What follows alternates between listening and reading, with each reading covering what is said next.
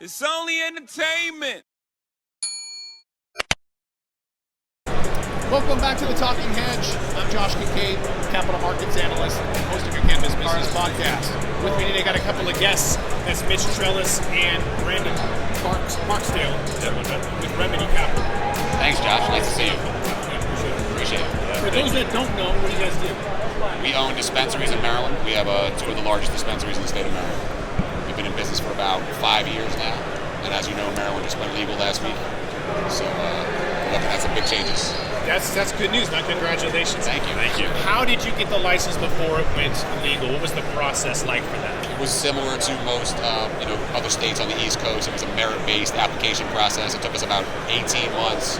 Probably spent between $600,000 and $1 million. The applications were mostly for grow, processing, and manufacturing licenses. We applied for all three. We won just the dispensary license. In retrospect, 5 years later, it's probably a nice problem to have had. You know what I mean? But we've been here, and we won the store in my partner and I's hometown. So our store is actually 2 miles from where I was born. That's cool. Yeah, so we applied in only one district in the state of Maryland. It was our hometown, and we won in our hometown. So that's quite the risk. Yeah, you didn't know if there was going to be some kind of moratorium or limits or whatever, but you just went for it. Definitely. You're going to be the hometown heroes. We're trying. It's funny because our town is a very liberal place. So in 2014, within 6 months of the program starting, we had a letter from the county where we live in telling us that we were as right to grow, process, and sell medical marijuana in our county and in our real estate. So honestly, the state of Maryland and Howard County has been fantastic to us since the beginning. I don't think that we've had as much pushback or issues with those types of things as some other people have. We have a lot of other issues, but you guys feel like there's going to be a lot of clients from DC crossing the border? Absolutely. I mean, right now DC is a great market. There's a not so structured program in Virginia. I think Maryland did it very well in terms of the medical market for us, and so I don't expect anything less as we go into rec. And I think there's a lot of people that actually aren't accounted for in our current, medical license holders, right? Like in terms of the medical cards. And so I think as we start to pace up and catch up towards that, we'll also start to capture some of that market back from DC, which is currently not regulated, and then also from Virginia, which also is a little bit light on the structure front. Yeah, there's always those border states that make a ton, in the meantime, all over. I think New Mexico's pulling in from Texas. And Washington State, they're coming in from Idaho. So it's interesting. There's a point in Maryland where it's the only place in America that you can, let me get this right, you can walk and touch 5 states within, I want to say, a quarter mile. So there's a point where Ohio, Pennsylvania, West Virginia, Maryland, they all come together within this one very interesting place. So the cross-border opportunities in Maryland might be a little different than some other places. Again, West Virginia has no program. Pennsylvania doesn't have a recreational program. Ohio doesn't have a recreational program. All these places are, they're big medical cannabis markets, but they don't have recreational programs. So, are you guys jealous a little bit about the Boston area having so many colleges? There's like 5 universities right there. Does that matter in your world? I try my hardest to never get jealous. All right. Yeah, I mean, I think with Maryland, we do have a number of universities, 2 very large universities. I think that we also are very transient in the sense of where we sit on the East Coast in the 95 corridor or 695 corridor. We're like a huge inflection point between north and south. And so I think we'll get a lot of traffic from that in itself. People commuting from Maryland to Philly to Virginia to the Carolinas, all the way up north to New York. And I think it's a very unique, kind of opportunity for our market that a lot of states don't see because it's very densely populated in that, north, east, mid-Atlantic, and the southern states as well. It's closer than what people think. What's next up for you guys? You've got your license. Is it trying to find a facility next? So we've actually been operational for 5 years. Oh. Yeah, we're actually as medical. Yep. So we've seen about 32,000 patients, and we're actually what for next for us is we're moving our existing store to a new 10,000 square foot facility. We consider it to be the nicest dispensary in Maryland, And that's kind of we're making moves, getting ready for what we believe to be an increase in the market, and trying to serve our patients a little bit nicer place. And Howard County, Maryland is the third wealthiest county in America. So, we want to try to deliver a little more of a premium experience, and we're pretty excited. All right. I would imagine a lot of that has to do with DC bureaucrats, the wealth factor. Yes, without a doubt, right? So we have the highest average income, third highest average income in America, because again, like you said, many people around us work for government-related businesses or with the government, right? And they're not making $1 million a year, but they're definitely making great money. So, it's a very nice place to live. It's a very liberal place. I think you mentioned earlier, education levels tend to increase the medical card uptake. Very highly educated population. So Maryland has been a fantastic medical market. What are you seeing in terms of product? What's some of the more popular things that people are coming through? It's a different market on the East Coast. I went to New York in September, went through a lot, and saw they're just basically bringing California products. Yeah, and that was pretty crazy to me. Crazy. With their food trucks on the streets and just to hit on that real quick. Yeah. So New York has actually created a situation where a state like Maryland, when they legalize, is very focused on not having that situation. Right, and that may change legislators' timelines, wherewithal, inclination. No one wants New York. Interesting. Okay, that's good. To answer your question, alongside what Mitch just said, flower's king in our markets. Just like most other markets. Around 40% or 62.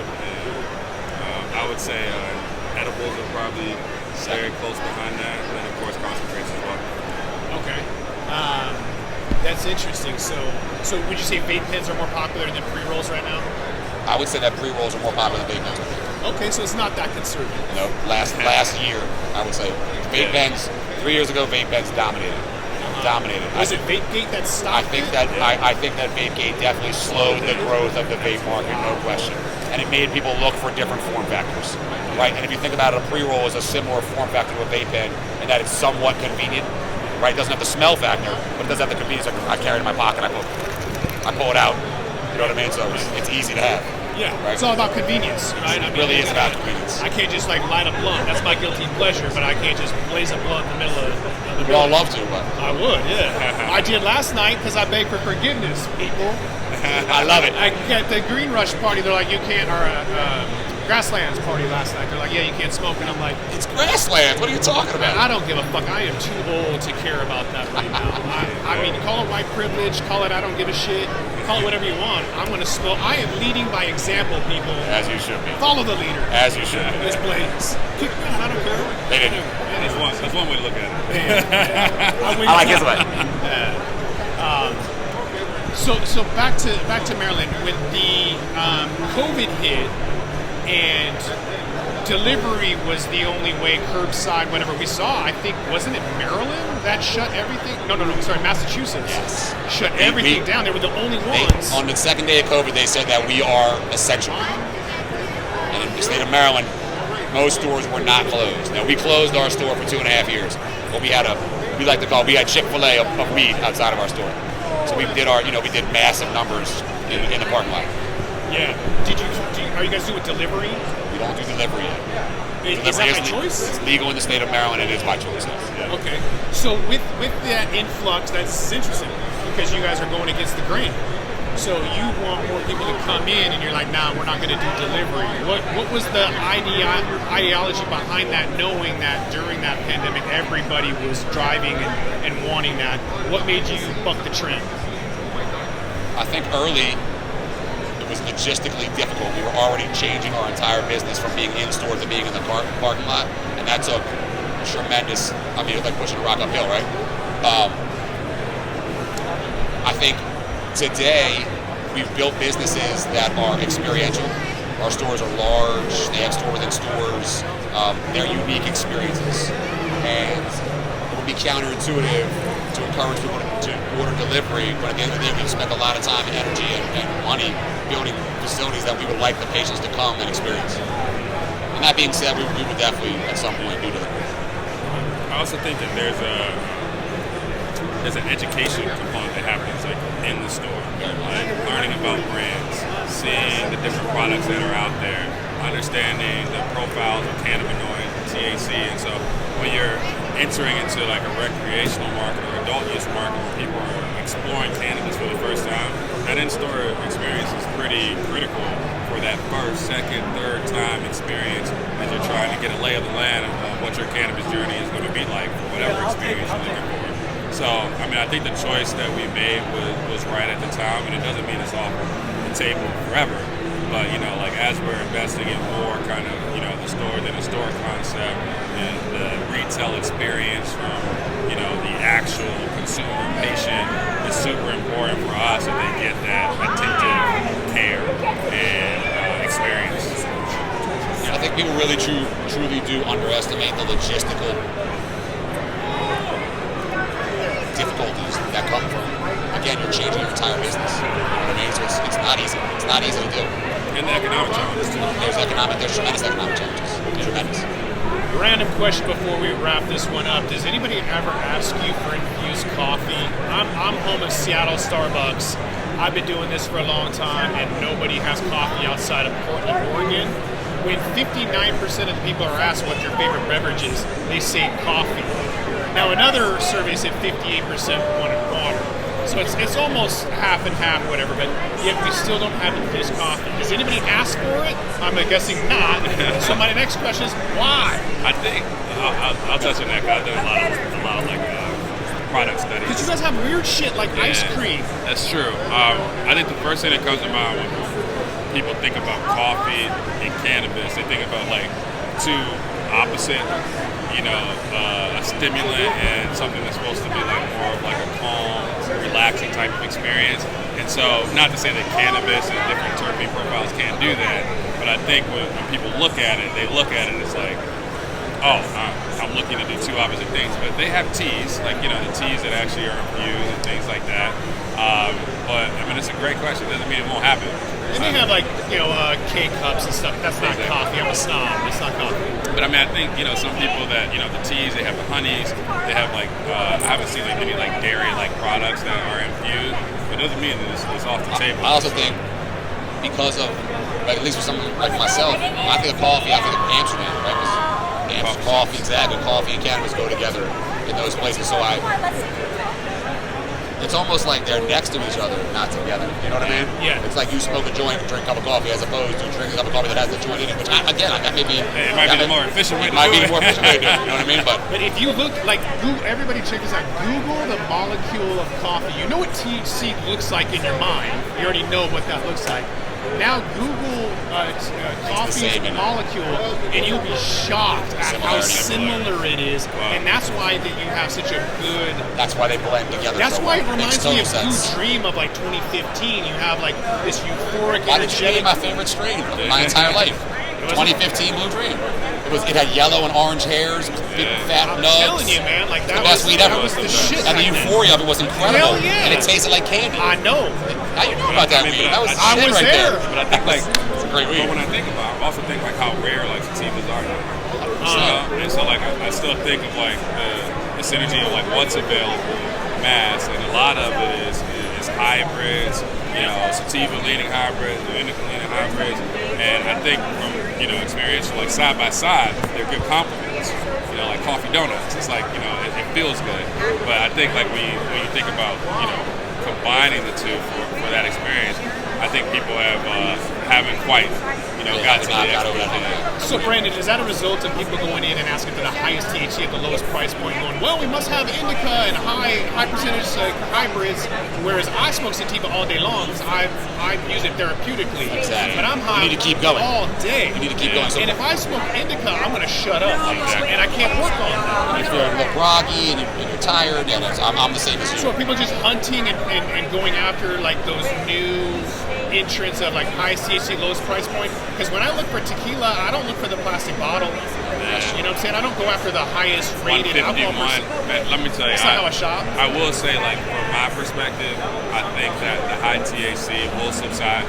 You know, I think people will start to educate themselves more, learn more about cannabinoids, terpene profiles, and like what actually drives the experience. and not focus so much on the 151 proof of cannabis. You know. But that being said, I do think that we are caught right now in this awful swirl of a race to the bottom, cheapest cannabis that has the highest THC. And like you said, that's the equivalent of the plastic bottle of tequila. Like, if you need to get it, get as high as you can, that's fine, right? But the truth is, and I'm sure you know this as well, like, often the 30% doesn't do nearly as much as the 25% with good terms, right? It's like, you get the 35%. First of all, that's a world record 3 years ago. So the lab obviously cheated. Since Maryland isn't full of the greatest, you know what I mean? It's not the collection of the greatest growers in the world, but everybody's got 35. Let's dig into that for a second, you know what I mean? And so really, that's a 27. The 27 is going to be based on the terpene profile. Yeah, it's very different. It's very different from medical to rec as well, right? Like, rec, typical consumer experience isn't going to be as quiet, high potency as like the medical, and I think that's going to be a bridging point. So I do think that the top 10%, top 20% of smokers drive the entire conversation, and we have such high tolerances that it you know, I think this all the time, right? Like, this person gives me this weed and it's incredible, but when I go to smoke it, I don't get that high, right? But if a regular person smokes any of these, they're going to be like, I've never been this high in my life. You know what I mean? So it's like, I don't know. I gave it 10 milligram to my business partner, and he like lost his mind. And meanwhile, I'm popping 40s like it's nothing. Right. I wish I could feel something. You know what I mean? Yeah. Exactly right. Exactly. The tolerance issue is really, you know what I mean? That's something that nobody ever talks about, but it's really, and you know, look, 20% of the people smoke 80% of the weed. That means all those 20 got crazy tolerance. You know what I mean? So I do. I'm one of them. Me too, no question. All right, if people want to know more about Remedy, where can they find you at? You can find us online. You can find us at Instagram. It's Remedy_Maryland. This is, again, we're everywhere now. So I'm really hopeful that we get more people want to learn more about our brand, more about our store within the store concept, the retail experience, how we're bringing brands into the state, what we're doing to expand that in Maryland. It's exciting times for us, for sure. We're about to bring some great brands to the state. Yeah, we're going to definitely follow up with you because I got another guy, Jimmy Young, Green Rush, Cannabis Media, who's right in your backyard. So, awesome. Yeah, we'll definitely follow up, but I think with that, we're going to have to roll this one up. So I want to thank my guests, Brandon Barksdale and Mitch Trellis with Remedy. Thanks y'all for being on the Thank you so much, Josh. Appreciate the time. Yeah, thanks, Josh. I'm Josh Kincaid. This is The Talking Hedge. Don't forget to like, share, and subscribe, or don't, and I'm out. Don't forget to smash that like button on your way out and check out these other videos that we've got.